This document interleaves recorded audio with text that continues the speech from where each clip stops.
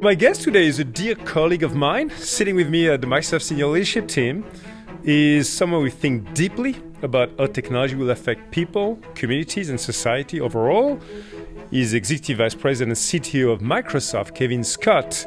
Kevin plays a key role in shaping Microsoft AI strategy. He's deeply passionate about creating technology that benefits everyone.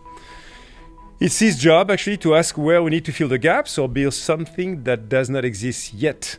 Kevin grew up in the rural town of Gladys, Virginia, a place that's been and will continue to be changed by emerging technologies. And I know from working closely with him for the last couple of years and talking to him over the years that he thinks deeply about the potential impact of AI on the people and workplaces in towns like Gladys and many others. So he's also the host of the brilliant Behind the Tech podcast, which invites listeners to geek out with an amazing lineup of tech heroes, inventors, innovators. He's also the author of a great book, Reprogramming the American Dream, which I highly recommend, by the way. So Kevin, a very warm welcome to the Positive Leadership podcast. Oh, thank you for having me and for the very kind and generous introduction. So, Kevin, one of the big themes running through your book that I was mentioning is the power of storytelling. You know, it's foundational to our existence, and that's something that I like to pick up in our conversations going on.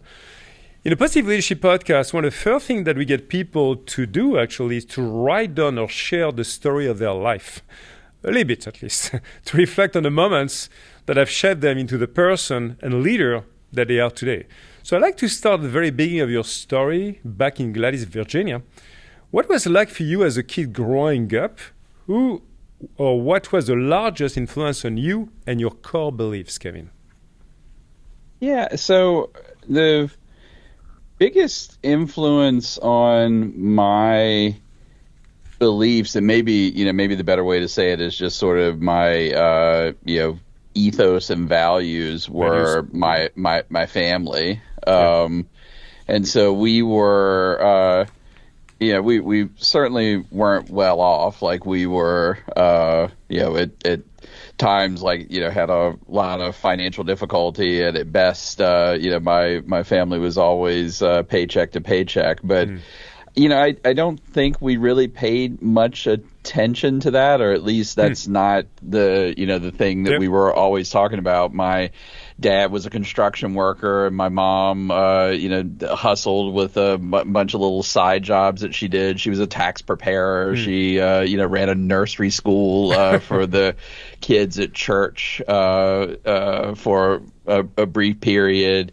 She did a whole bunch of work, but like her primary job was taking care of the family. And, I just had the luxury of being around a bunch of people who were hardworking, very curious, who always worked with their hands, who were always tinkering with something, and who felt like they had an obligation to their community to do something valuable, that our job was to take care of each other.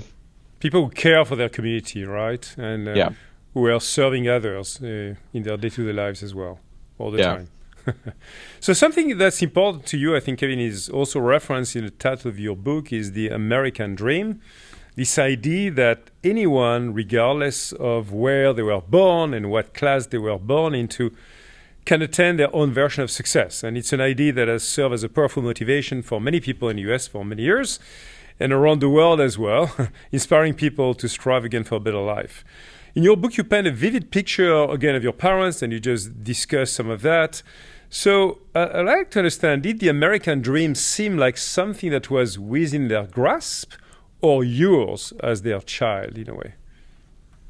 I think I've thought a lot about this idea of the American dream over the past handful of years, and I think one of the things that a lot of people may be getting confused about is like confusing the idea of a dream and a promise. And the thing that both my parents and I believed when I was growing up, and I still believe this, and my family back in Virginia still believes this, is that there is this motivating idea that, like, if you go figure out some way to be valuable to your fellow human beings, that you try to understand what they want and need, and then you go do work as hard as you possibly can to try to meet those needs of your fellow human beings, that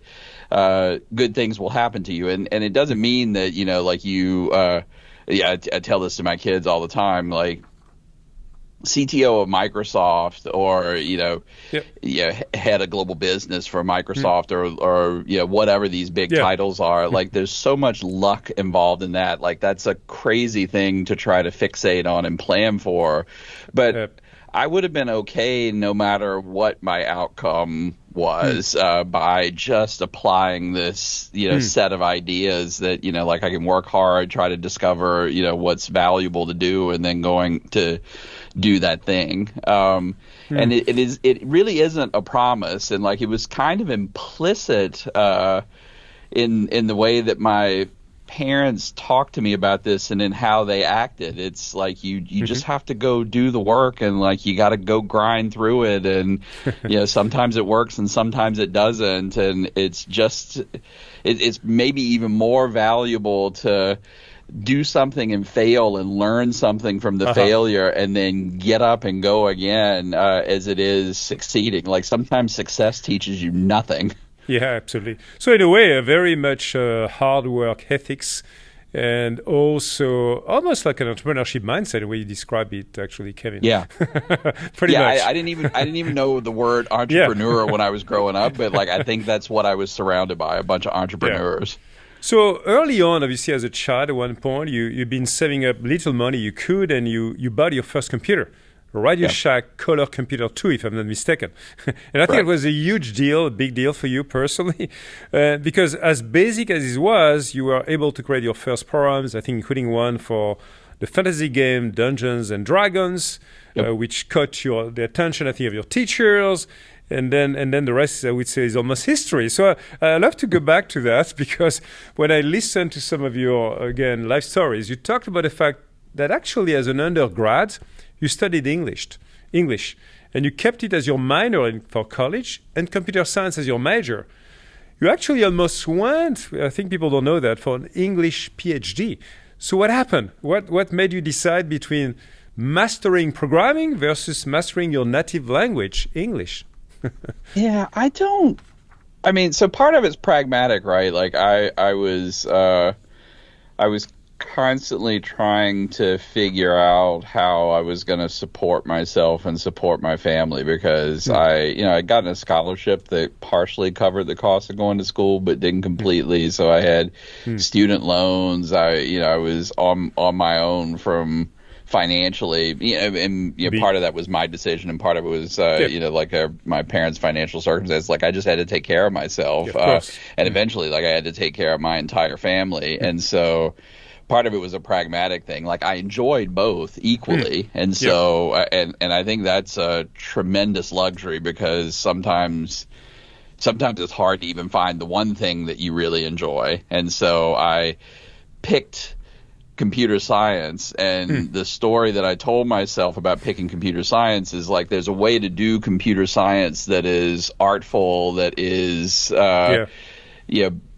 grounded in the humanities, and that I wasn't really forsaking anything by making this choice. And truth be told, like, I'm interested in a lot of things. Drive my wife nuts sometimes with the amount of stuff that I'm interested in, and so I think it's fine having a vocation that you go focus on and try to make yourself as good at as you possibly can, and also, like, it's great for you, the person, and like, maybe even for the vocation to like have these other things that you're interested in as well. Yeah, I think it'd be great. We'll discuss that later, Kevin, as I ask you to reflect, of course, on AI in a few questions, a couple of questions, to think about the way, in a way, those kind of historical roots between English as a language and technology and AI are kind of coming together now with the so-called LLMs and more and other languages models. So more to come, because I think it'd be great to understand actually back in your mind, in your brain, what prepare you in a way for that new era. So I think you wrote your first line of code back in 1983. Interesting enough, was the year, Kevin, I joined a French software startup company. I was doing modest, because I was not good at that, some basic programming on an Apple II, so it was not a Radio Shack. That was more than 40 years ago. So today, now shifting really to today, actually, what would be your advice to a young 18 years old Kevin who loved to learn how to develop a piece of software without being able to go through a computer science degree? Which studies, if any, should he consider? How would you go about that today? Yeah, I think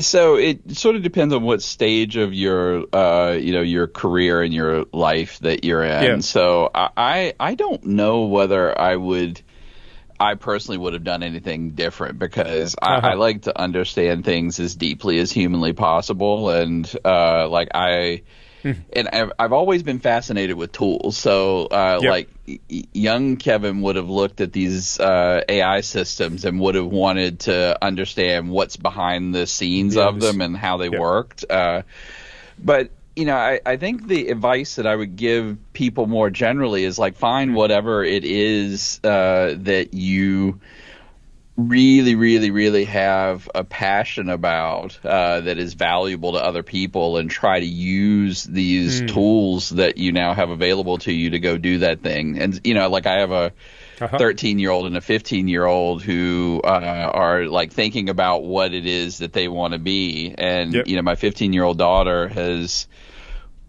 wanted to be a cardiothoracic surgeon for the past year. Like, it's sort of a weird, thing that she got fixated on when she was really young, because she watched too much Grey's Anatomy, and she, had a couple of doctor parents that were, parents of her friends in school. And she, had decided that she's not a tech person, but her mind has been changed over the past few years. Like the way that she's using tools like ChatGPT and GitHub Copilot to help her solve these medical problems and healthcare problems that she's really motivated by is like quite interesting. And so like I think that's the mindset. It's like all of these problems we need to go solve, like all of these things that matter and that are important, and we have increasingly powerful tools to go do them. And like you don't have to be a programmer anymore to get the computer to do unbelievably powerful things for you in service of what it is you're trying to accomplish. No, I think it's a great story, and it reminds me of one of the episodes I had with Sal Khan, and the way, of course, he's been developing the Kamingo AI agent, who is becoming increasingly, and when you ask him the question about the future, kind of your personal tutor beyond actually just the course you're taking on. And, he could even portray a day where he would say, well, it could become actually a lifelong learning agent for all of us. And so we could actually, all of us, keep learning a bunch of things differently.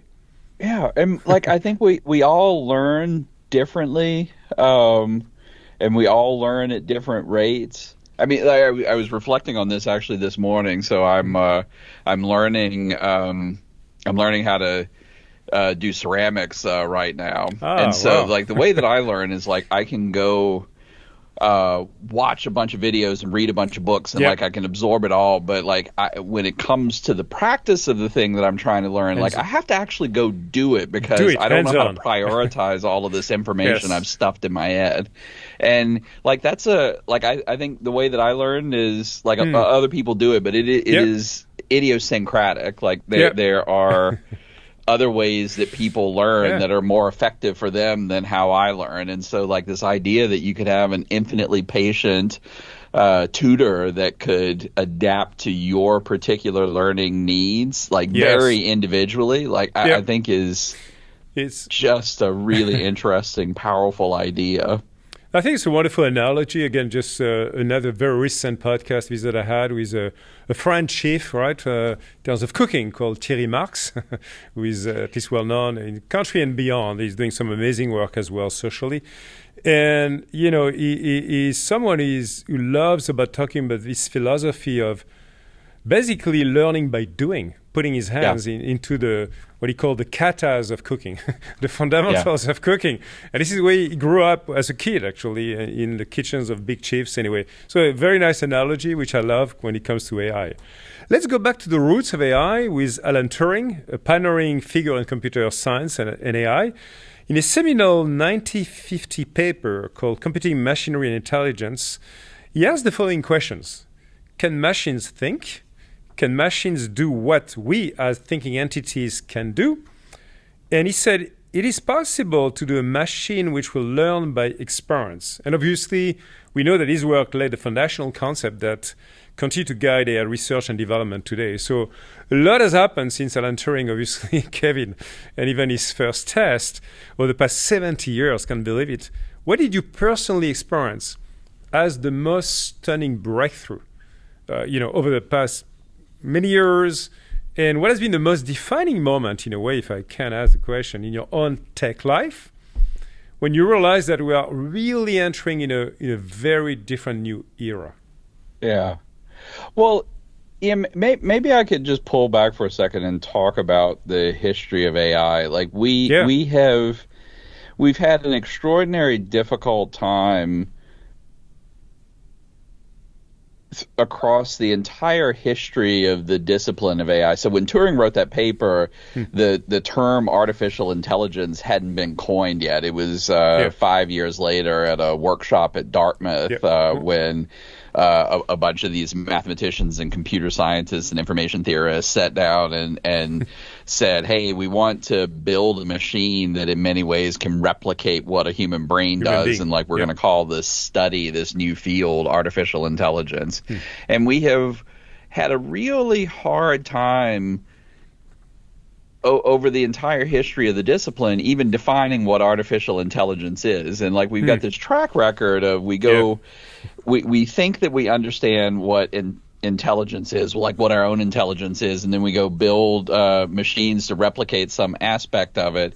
And as soon as we accomplish the thing, then we redefine what the measure of intelligence is. Like we used to think that the apotheosis of human cognition are these very challenging games like chess and Go. And in 1997, IBM built a system called Deep Blue that beat Garry Kasparov, who was the world champion chess player at the time at chess. And it was stunning. Like nobody thought it was possible.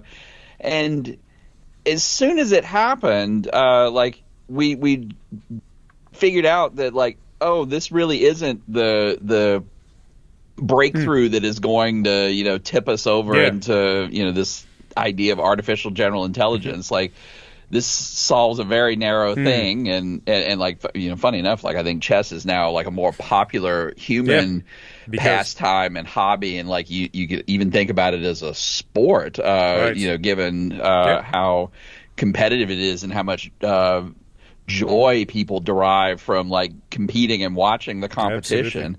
Even though since 1997 there has never been a human chess player as good as a computer at playing chess. We just don't care anymore. But we keep playing. So, I think that's a really important thing to keep in mind. And to answer your exact question, the most stunning, breakthrough, I think, in my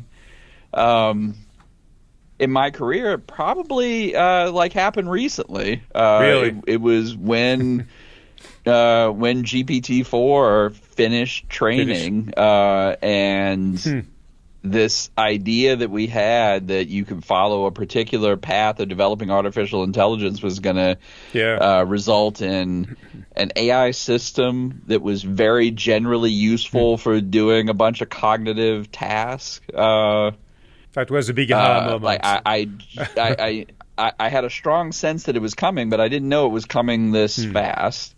And the thing doesn't think. So, what you're going back to your Turing quote. He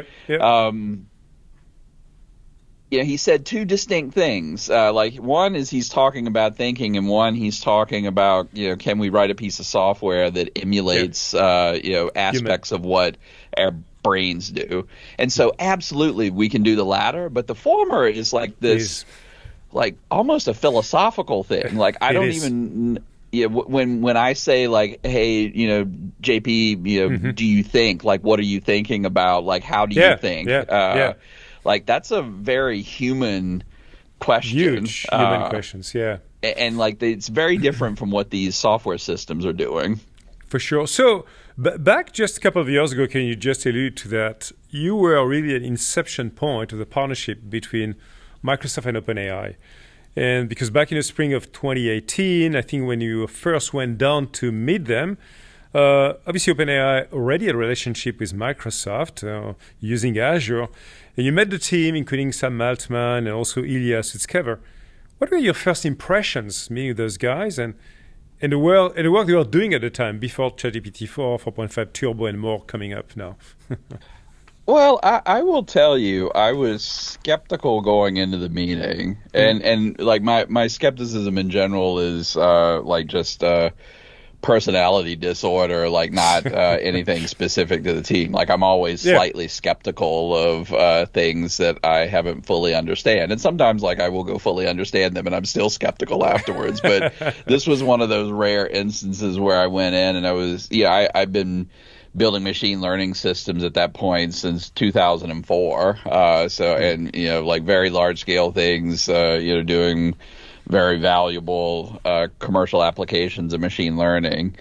And I was not prepared to go into that meeting to have my mindset about what was possible in the next handful of years change. And I walked out of it like absolutely convinced that like we were on the cusp of something very interesting. Like we were still years away, but like they had a framework and a way of thinking about the problem that they were tackling that was very scientific. There was a methodology, like here's the experiment we're going to run. This is what we will learn from it, and like this is what it will tell us about the experiment we will go run after that.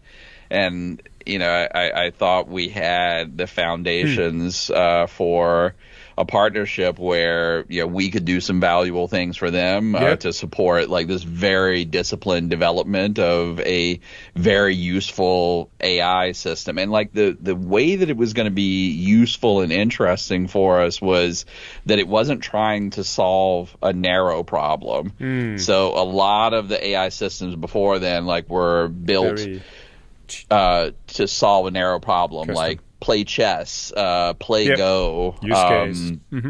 Predict which ad someone is going to click on. But this was we think we're going to be able to build this system, and that as a function of scale, it's going to become more broadly useful, and you're going to be able to build like dozens and hundreds and thousands and millions of applications on top of it. And like as a platform company, like that's exactly the mission Microsoft has been on for almost 5 decades now. For sure. No, great. I would say clarity about that trigger in the history of AI, Kevin, and what you experienced yourself. I'd like to come back to your book and the role you have at Microsoft, because I think you've been always I got to know you quite skeptical, yes, but actually quite optimist as well. Someone's driving the positive side of innovation, I would say. That's also my bias, I must admit, as you know. And so, but you also experienced early on in your childhood, as you said, poverty and loss of industry in the region where you grew up. Yep. And so you understand well the need to invest in rural infrastructure. So let's imagine that today, Kevin, you are now in charge of shaping the social and economic development of Virginia that you know so well. What should you do, right, to transform the lives of the people in those rural communities, to reshape the traditional sectors like construction, textile, furniture, agriculture, and more? In other words, how would you reprogram the American dream in your home city? What would you do if you're in charge with AI?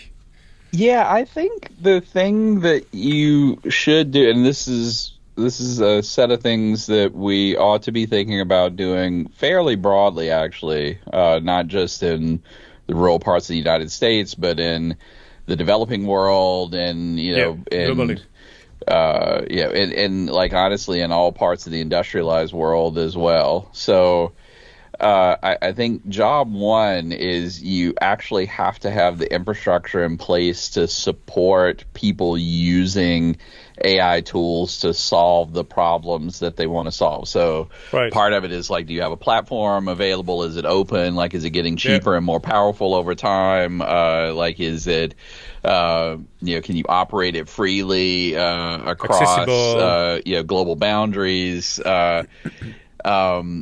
It means some very basic things. Like one of the struggles that folks in my community have is the internet just doesn't work well. Yeah. So Connectivity. my Yeah. my mom and brother live near a local telephone building, like the exchange for Gladys, Yep. and they have very good internet. And Mm. my uncle, who lives It's far 3 miles away. away, has 300 kilobit per second internet, Wow. which was great in 1990 Yeah. and is pretty horrendous now. Yeah. And So so, you can't leverage AI if you can't if you don't have the connect to infrastructure. AI. Yes. And then, like, I think a bunch of the stuff you need to go do is, like, Yeah. really educate people Skilling them. to be entrepreneurs in a Yeah. sense. So Hmm. how do you take young people and expose them to like this full palette of tools that they have to use, Yep. and like help them think critically about what the interesting problems there are in the world that they could put those tools to use solving. And it's like it's a very different educational paradigm than the one that we've had since the beginning of the Industrial Revolution, where it Sure. was like, you human being like need to learn these basic skills. You need to be literate. You need to know a Yeah. little bit of Yeah. math. You need to have structure in your life where you can get up in the morning and like go do something for this number of hours and work in teams and understand hierarchies and like all of this stuff. Like that was very Industrial Revolution sort of learning. Completely. And that's not really what we need right now. Anymore, not anymore, no. So it's both infrastructure, it's skilling, it's actually lowering the bar of accessing as well, not just freely, but also I think the level of confidence, right? Because there's a lot of fear in many countries. I traveled the world as well for a company, and you can still see a lot of confusion, fear, anxiety in just getting access to AI, and so I think there's a lot to be done there as well in terms of education.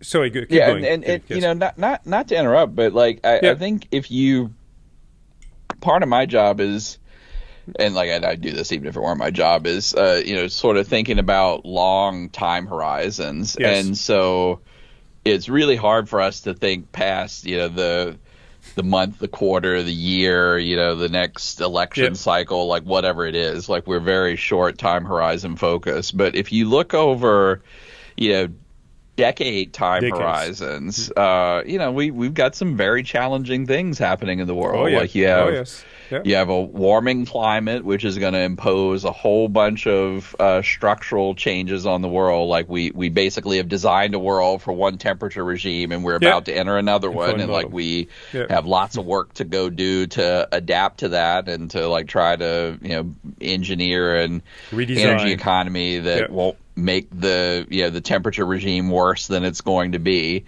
But maybe the one that we don't talk a lot about is demographic change. So almost everywhere in the industrialized world, we are either in population decline or the population growth is decelerating, and you can sort of see a point near in the future where you're going to tip into deceleration. I mean, it's actually funny. Like I think the United States and France are demographically are two of the countries that are in the best situation. Like I think the last data I looked at, France will decelerating but still growing through the 2030s. I think, but it's actually getting to almost to a decline now, Kevin. Just last year, we had this pretty bad signal in France. Still ahead of most European countries, but just like in the US, I think we are Yeah. Yeah, but Italy's in decline, Germany's Yes. in Yeah. decline, China's in decline, Japan and Big, Italy in huge, particular are in pretty huge serious decline. decline. And Russia. so like if you think about like in our lifetime, like this Yeah. isn't, Yeah. like an imaginary time horizon where I'm worrying on the behalf of, my children, which I do, but like we can also worry on behalf of ourselves. Yeah. These demographic changes in the world will mean that you just don't have a big enough workforce to go do the work of the world unless you have major breakthroughs in productivity. And major breakthroughs in technology in productivity mean technology. And so whether it's AI Yeah. or something else, like something has to happen, or For we sure. will have a profoundly different world than the one that we occupy right now. And like AI is currently the best shot on goal for Right. productivity that we have. Yeah, no, I fully agree with you. It's fascinating to see all that happening, hopefully in our lives, as you say, Kevin. So I'd like to shift gears a little bit, and you actually alluded to the times we are going through right now in 24. This is actually the biggest election year in history, as you know, with countries representing more than half of the world's population. Like 4 billion people are going to send their citizens to the polls. So I was reading a book I got from Bill Gates, of course, our founder and first CEO of the company. He wrote this book in 1985 called The Road Ahead. He said, we don't have option of turning away from the future. No one gets to vote on whether technology is going to change our lives. So, Kevin, do you agree that no one gets to vote for using AI in their lives? Oh, they totally get to vote. Okay. So like I agree with Bill on a great many things. Sure. Like on this particular point, Yeah. I agree. And the thing that I will say is the problem I think that you have in democratic society is if you make the choices very brittle that people have to make, then the votes can be Right. really, stark. Yeah. And so, the way that I talk about this, and I wrote about it in the book, and like I talk about it all the time, and like it's one of the things that I love about Satya so much is like I think all the time about permission. Yes. So we get to do what we do because society has given us permission. We don't have a right to do what we do. We don't.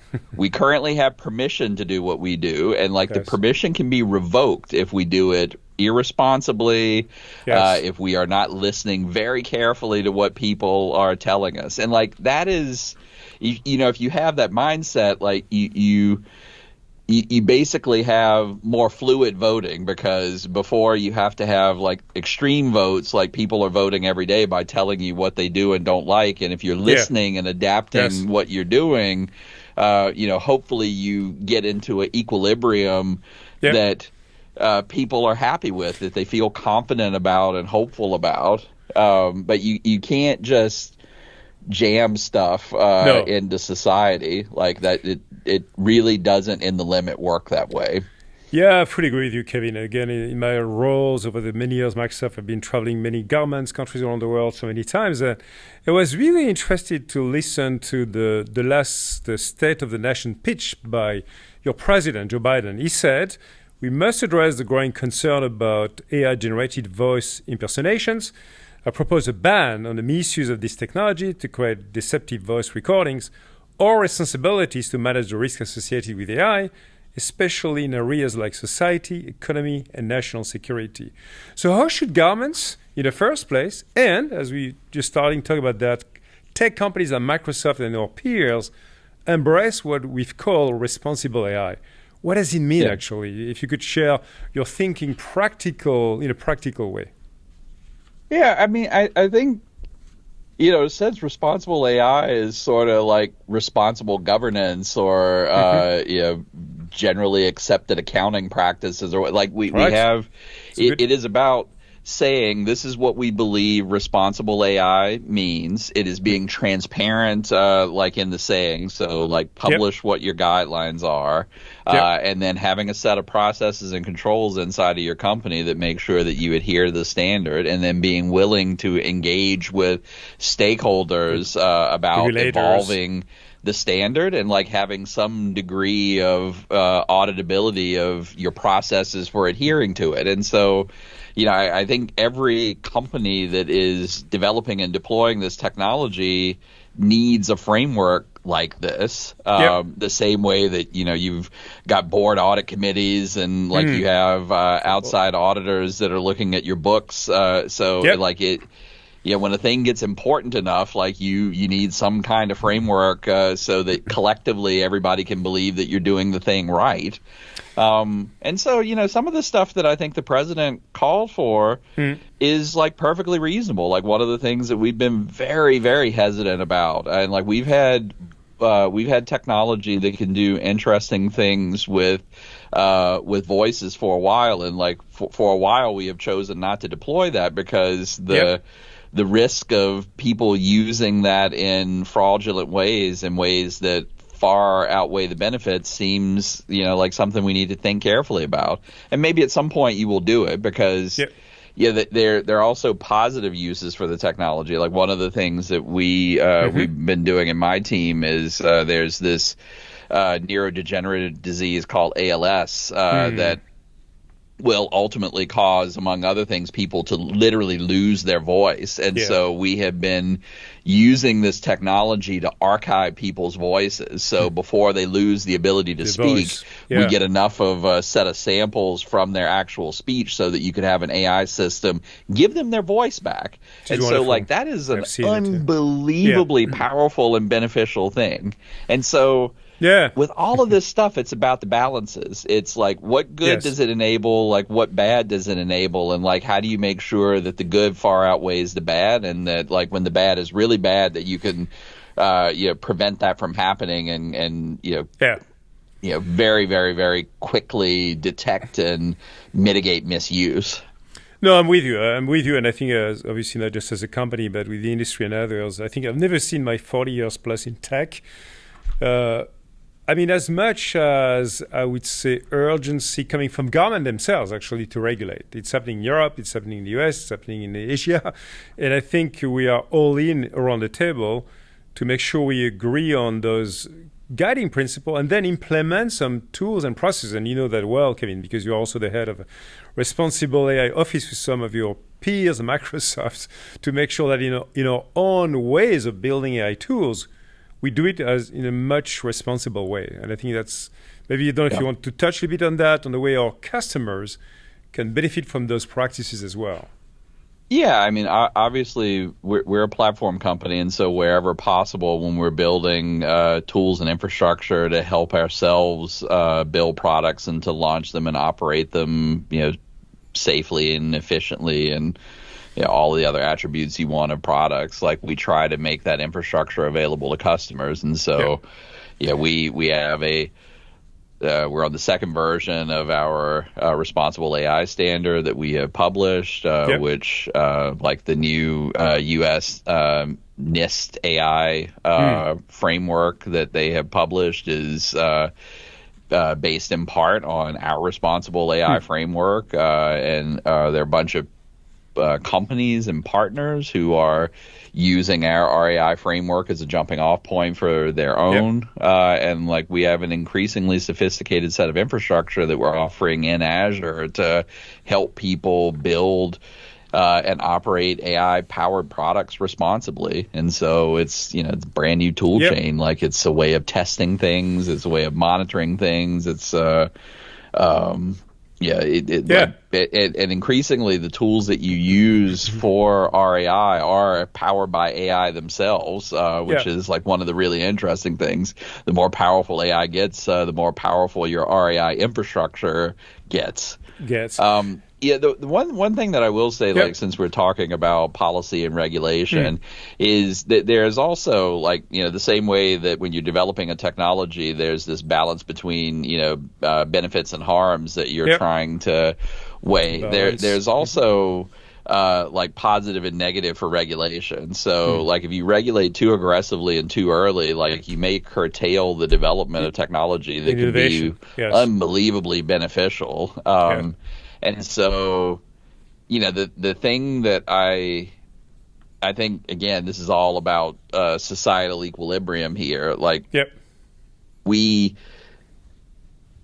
have to do what we're doing in a way where we have enough societal trust where we can develop the technology and let people lay their hands on it and evaluate whether it's good or bad themselves, so that we can inform the regulation that actually has to happen.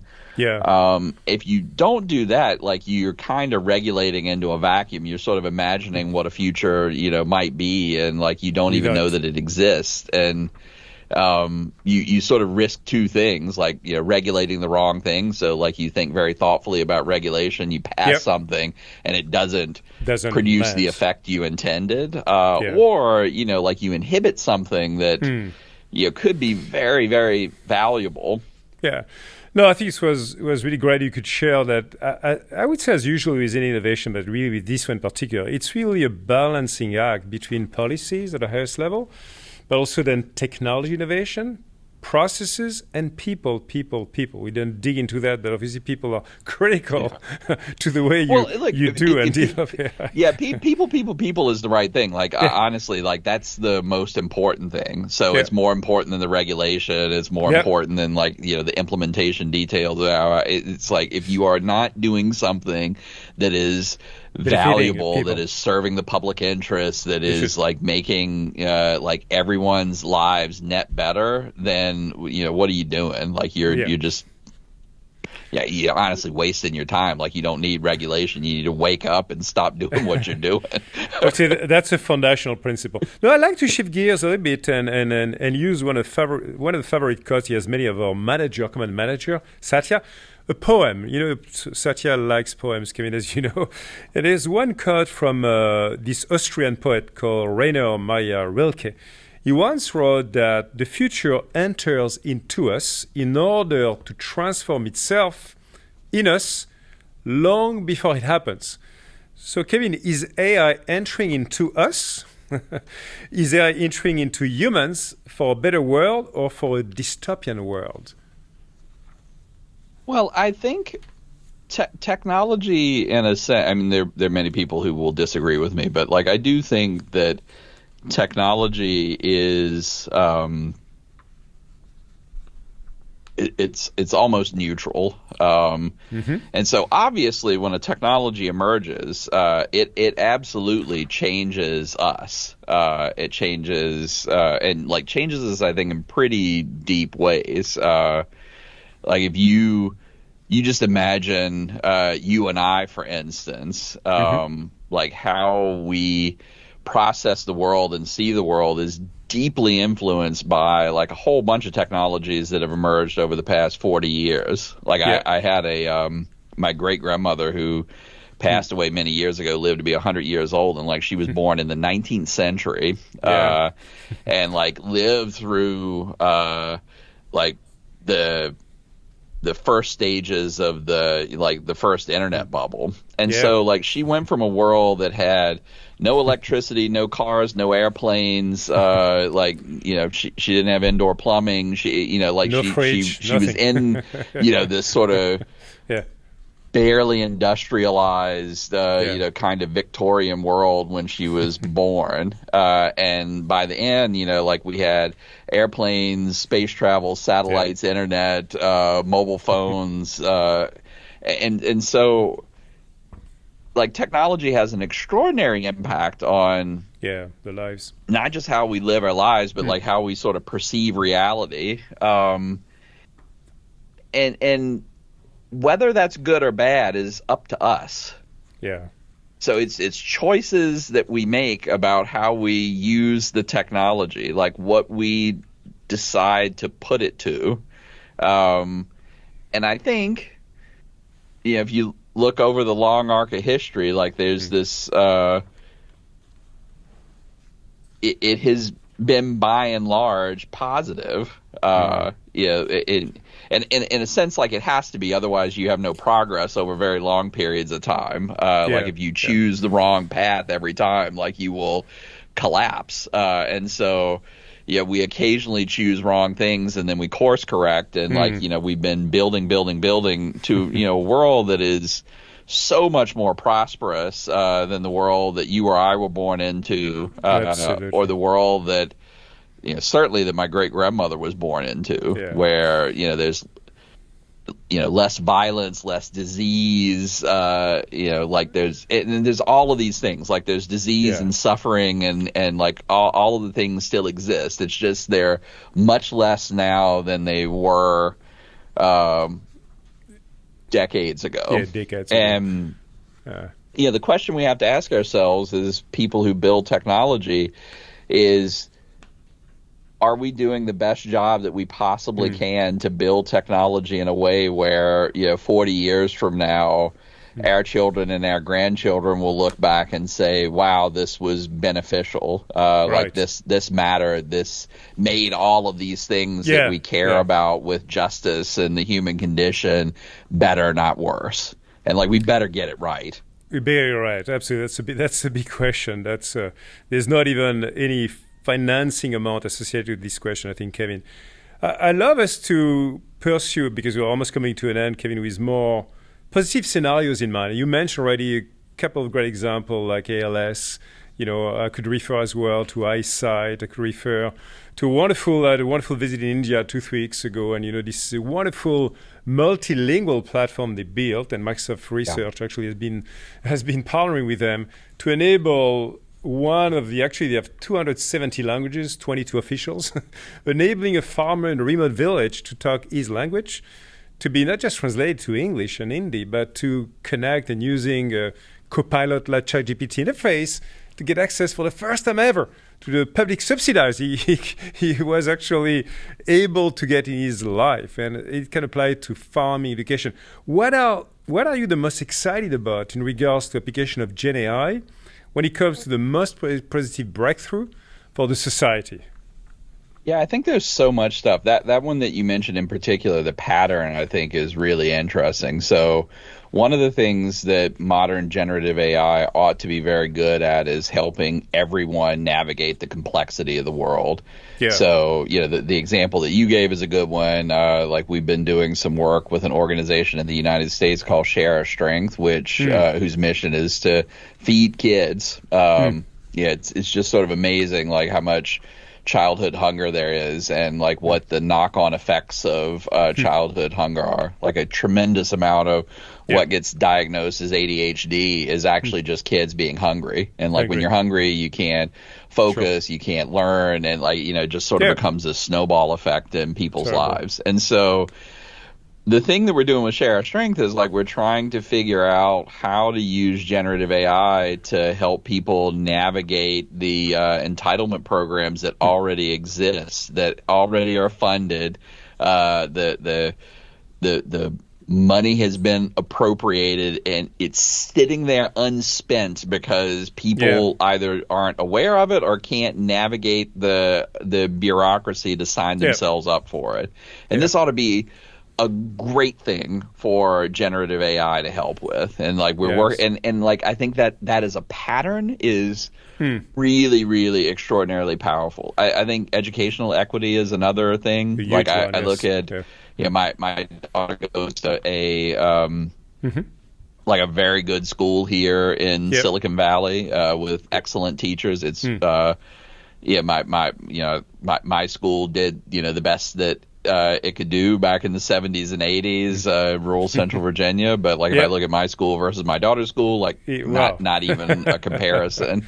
And the thing that I think AI could do is like close that gap to try to make a higher quality of education and learning and enablement more equally available, not just across the United States, but across the world. And then like I think there's some truly exciting stuff happening right now where the fundamental pattern driving progress in AI right now, this notion of self-supervised learning, that you can transform compute and data, and increasingly just compute, into AI systems that can solve very complicated problems is applicable to more than just language. Yeah. And so we're doing some really fascinating work at Microsoft Research on how you can apply these techniques to physics and chemistry and biology to help with, building the next electrolyte for energy storage, or designing a therapeutic molecule that will cure disease. It's the thing I think is underappreciated because they're more complicated for a layperson to perceive what the progress is versus what's happening with language agents or linguistic based agents. Is like the progress is extraordinary. So like these are not little steps we're making. Like they are just unbelievable. So in some cases, like the biggest jumps forward in progress that we've ever seen. And so it's an exciting time. No, I share the excitement with you. Of course, I'm lucky enough being part of Microsoft to see some amazing, mind-blowing developments going on. Finishing last couple of questions, Kevin, with even more positive stories, because that's the core, the spirit of my podcast, as you know. I know that with your wife, Shannon Hunt Scott, you started the Scott Foundation back in 2014 with a desire to give back to the Silicon Valley community where they work and raise their family. I think the initial focus of the foundation was on supporting leading-edge organizations addressing critical needs such as childhood hunger, early childhood education, women, girls in technology. So what is it that you and your wife are the most proud of? and do you see yourself more and more involved in such foundations like our friend Bill has done for the last few decades of his life now? Yeah, I think what Bill has done with the Gates Foundation is really extraordinary. And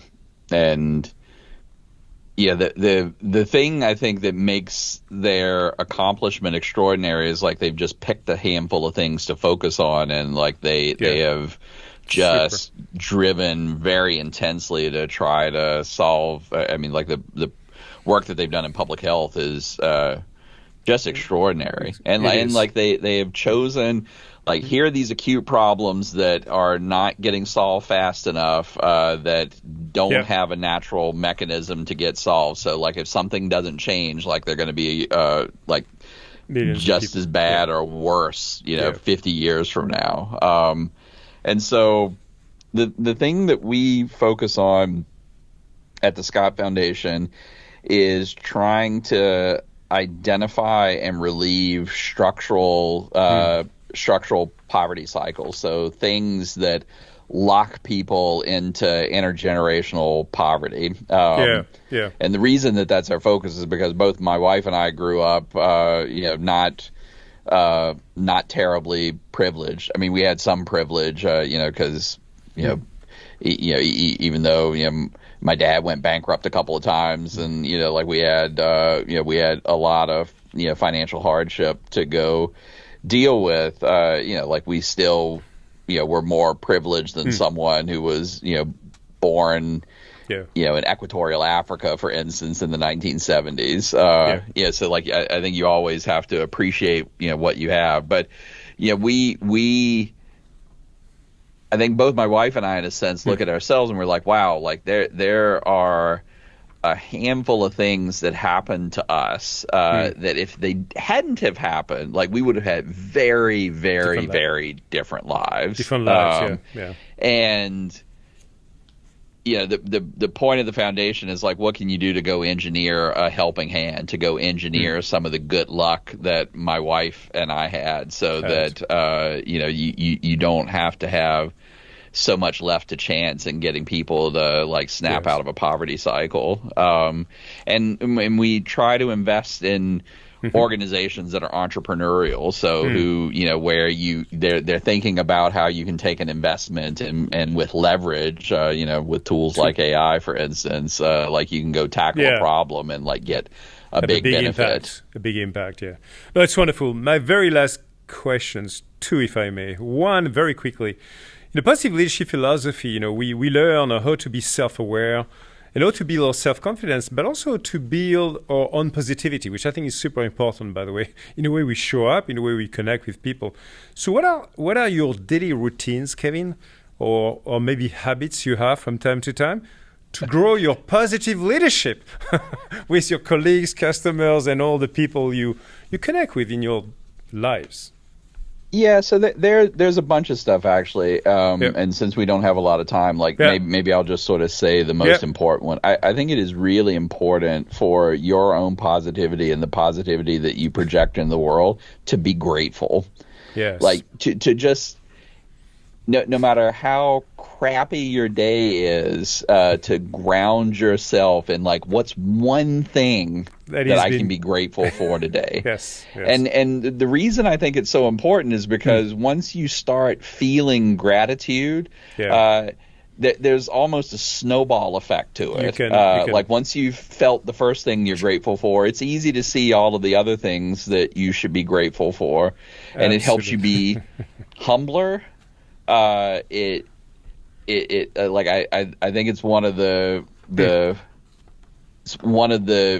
foundations of having compassion in your life, of being able to put yourself in someone else's shoes and like not feeling what they're feeling, but just try to understand what their point of view is and like why they might be, doing what they're doing. Like even if, your knee-jerk reaction is like, this is irritating. Like there's always a reason for everything. So like just a little bit of gratitude can go an awfully long way. Yeah, and then caring for the people.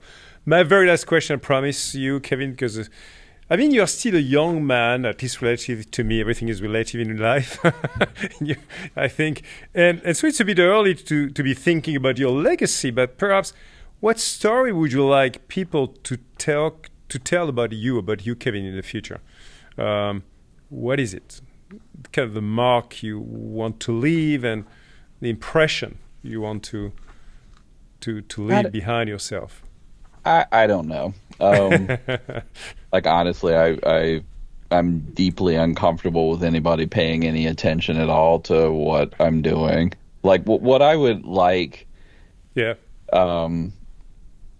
Is I would like the opportunity to work with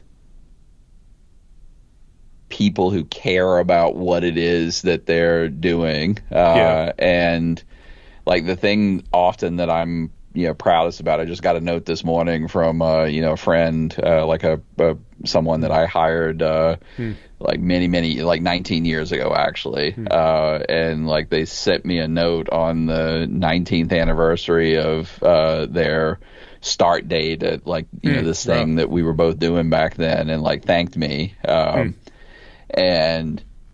like I should be thanking them because the thing that makes me feel the best about what I've done is like having some tiny little impact, a positive impact on someone's career. And just seeing the things that those people go do after we are no longer working closely together just fills me with joy. And so just knowing that like I kind of don't care what everybody thinks of me, but like having those people that I've like worked with, like feel like, hey, it wasn't a waste of time working with Kevin Scott. Like I like that's what I would like. And like, obviously, like I care a lot about what my family of course thinks. Like I want to, I want to support them in their ambitions and dreams, and like have my wife be successful and my children be successful, and do good things in the world, and believe that they had a husband and a father who supported them being their best selves. Yeah, that's a wonderful way to close the podcast, Kevin. It's been wonderful to feel your gratitude, to feel your joy as well, to feel the vibes of AI innovation, opening to wonderful things in the world while being very conscious about our responsibility, for sure. So thank you so much, Kevin. I enjoyed tremendously, of course, our partnership in the company, but also as a friend in this podcast. It's been incredible. Thank you. Well, thank you very much for having me on, and thanks for putting positive energy out into the world. Thank you, Kevin.